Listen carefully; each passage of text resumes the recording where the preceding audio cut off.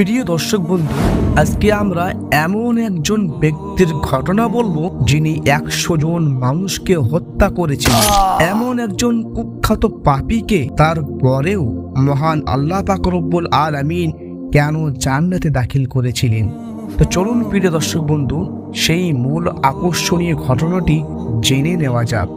বনি ইসরাইলের একজন ব্যক্তি ছিল যিনি 99টি মানুষকে হত্যা করেছিল।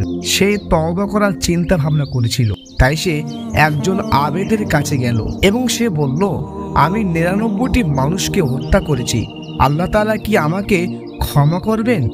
আবেদ যখন এই কথাটা শুনলেন তখন তিনি বললেন, তুমি 99টি মানুষকে খুন করেছো, আল্লাহ তাআলা কিছুতেই তোমাকে ক্ষমা করবে না। তখন সেই লোকটি বলল, যদি আমার ক্ষমা না হয় তাহলে তুমিও আমার হাতে মৃত্যুবরণ করো।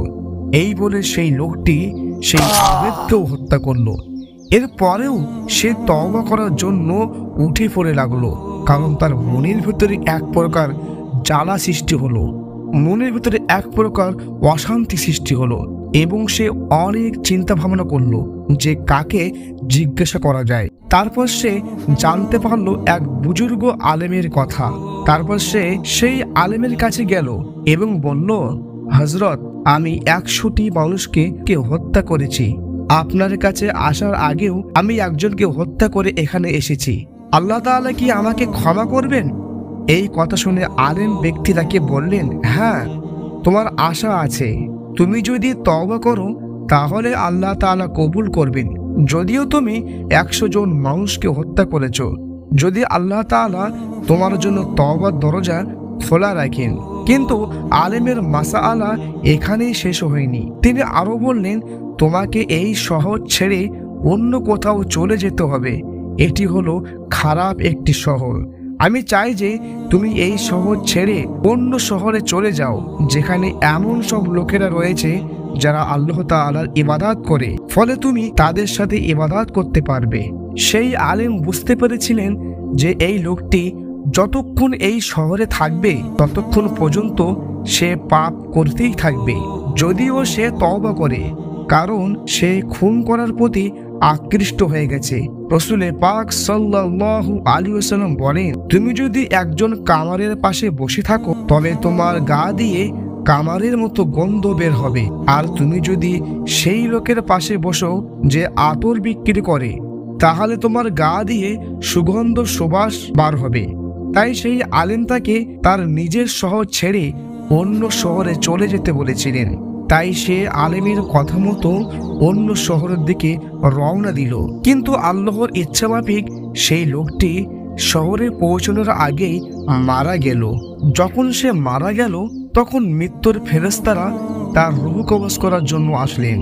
যখন একজন নেককার ও ভালো মানুষ মারা যায় তখন রহমতের ফেরেশতারা মালাকুল মাউতের সঙ্গে ও রূহ নিতে চলে আসেন। আর যখন কোনো খারাপ লোক, বদকার লোক মারা যায় তখন আযাবের ফেরেশতারা রূহ নিতে চলে আসেন। কিন্তু এই ক্ষেত্রে পরিস্থিতি পরিষ্কার ছিল না, তাই দুই ধরনের ফেরেশতার দলই আসলেন তার রূহ নিতে এবং সেখানে একটা বিভেদ সৃষ্টি হলো। আযাবের ফেরেশতারা বললেন, এই লোক আমাদের, কারণ সে এখনো তওবা করেনি, তার তওবা কবুল হয়নি। রহমতের ফেরেশতারা বললেন, না, সে তওবা করেছে এবং সে সেই শহরে যাওয়ার জন্য রওনা দিয়েছে। এই নিয়ে দুই দলের ফেরেশতার মধ্যে বিতর্ক শুরু হলো। এই অবস্থা দেখে আল্লাহ রাব্বুল আলামিন একজন ফেরেশতাকে পাঠালেন। সেই ফেরেশতা এসে বললেন, সে যেখানে মারা গিয়েছে সেখান থেকে উভয় শহরের দূরত্ব পরিমাপ করো। যদি তোমরা তাকে তার নিজের শহরের কাছে পাও তবে সে জাহান্নামী, আর যদি সে অন্য শহরের নিকটবর্তী হয় তবে সে জান্নাতি। মহানবী সাল্লাল্লাহু আলাইহি ওয়াসাল্লাম বলেন, প্রকৃতপক্ষে সে নিজের শহরের নিকটবর্তী ছিল, তাহলে তার স্থান কোথায় হবে? জাহান্নাম। কিন্তু মহানবী সাল্লাল্লাহু আলাইহি ওয়াসাল্লাম বলেন, আল্লাহ তাআলা জমিনকে নির্দেশ দেন যে সেই লোকটি যেখানে আছে সেখান থেকে তার শহরের দূরত্বকে বেশি করার জন্য এবং অন্য শহরের দূরত্বকে ছোট করার জন্য। এরপর যখন ফেরেশতারা জমিন মাপার জন্য আসলেন তখন তারা সেই ব্যক্তিকে অন্য শহরের নিকটবর্তী পেলেন এবং আল্লাহ তাআলা তাকে ক্ষমা করলেন এবং তাকে জান্নাতবাসী করলেন। সুবহানাল্লাহ।